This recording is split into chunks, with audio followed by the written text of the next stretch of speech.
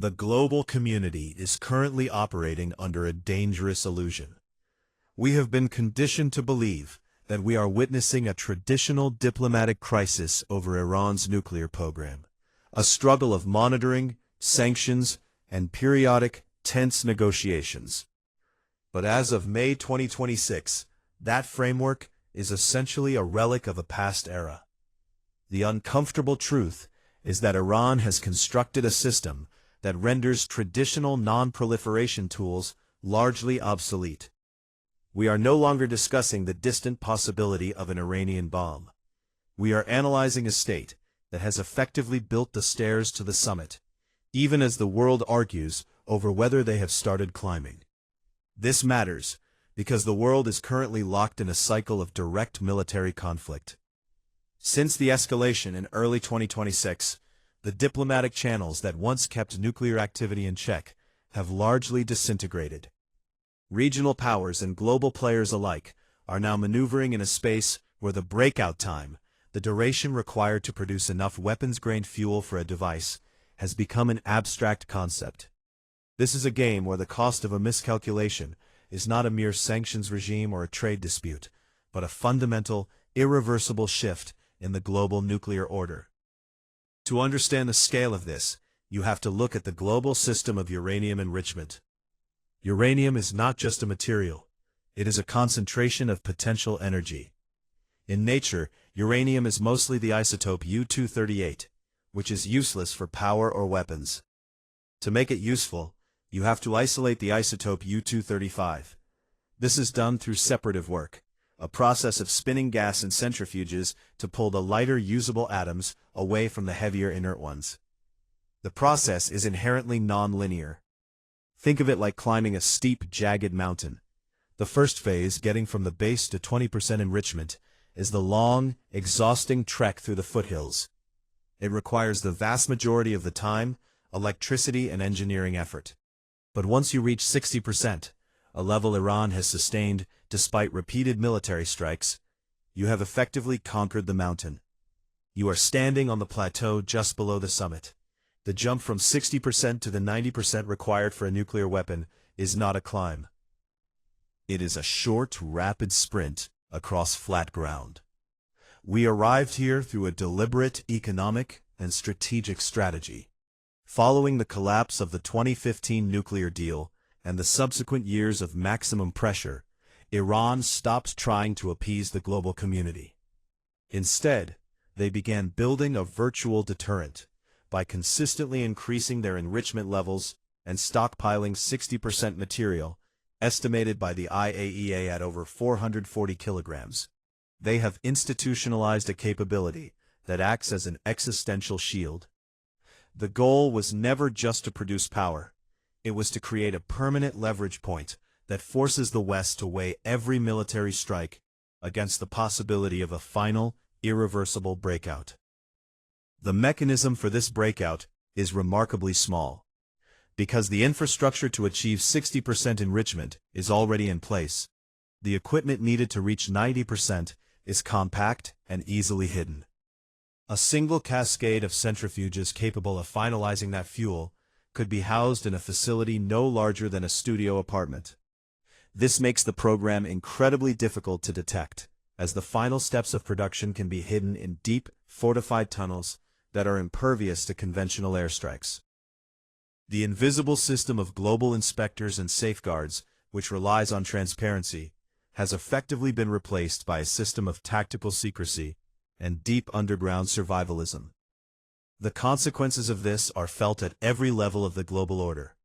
For governments, the immediate impact is a massive surge in defense spending as they attempt to counter an Iranian missile and nuclear program that is now more advanced than at any point in history. For corporations, the instability is existential. With the Strait of Hormuz effectively under the shadow of Iranian authority, where Tehran is now attempting to normalize a transit fee system for vessels, the cost of maritime transit and global energy security has become a massive, unpredictable variable.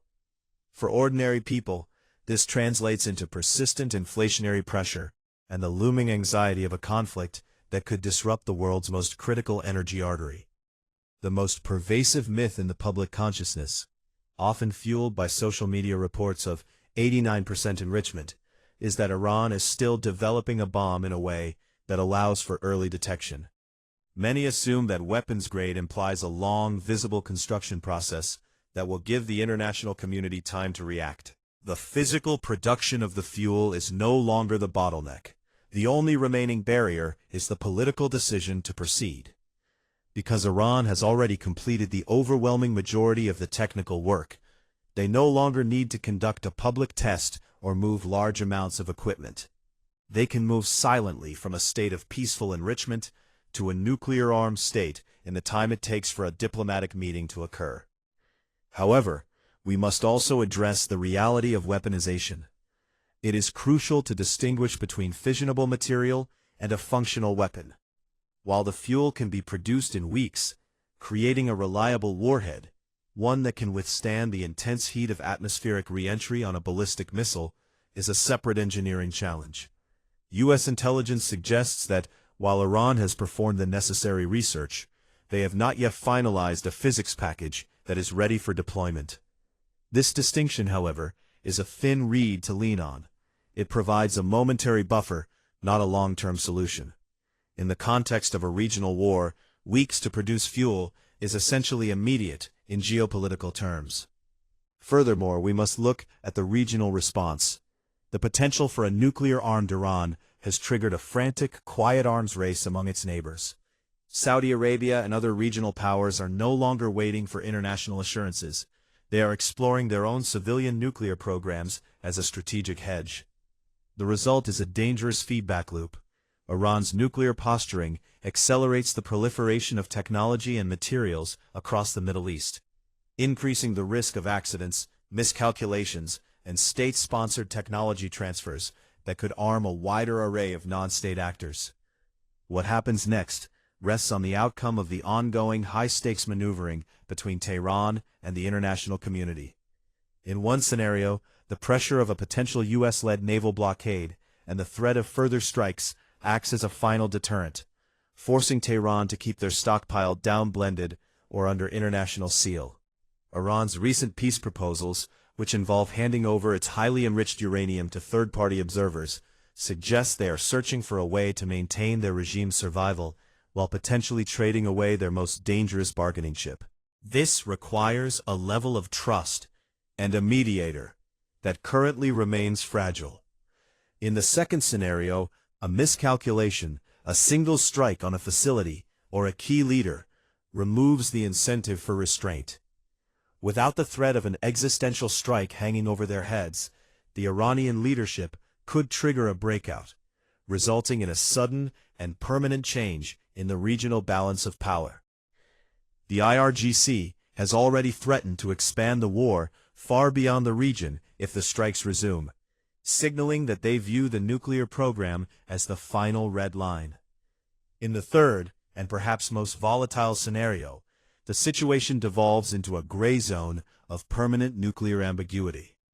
Iran may choose to neither build a bomb nor dismantle its program, instead maintaining its near-nuclear status indefinitely to squeeze the regional economy.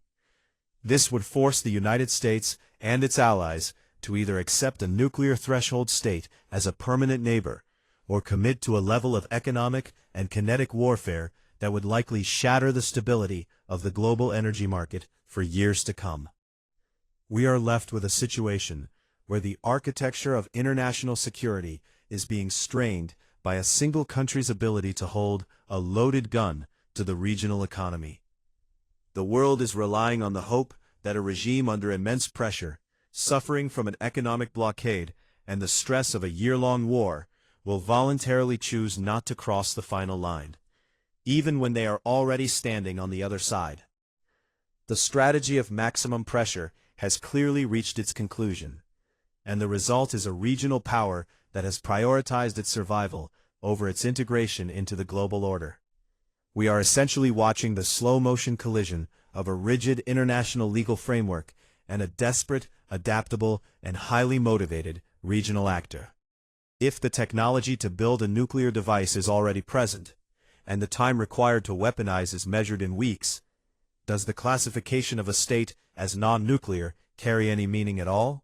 Or have we already entered a world where the deterrent is no longer the existence of a bomb, but the credible, immediate threat of its assembly?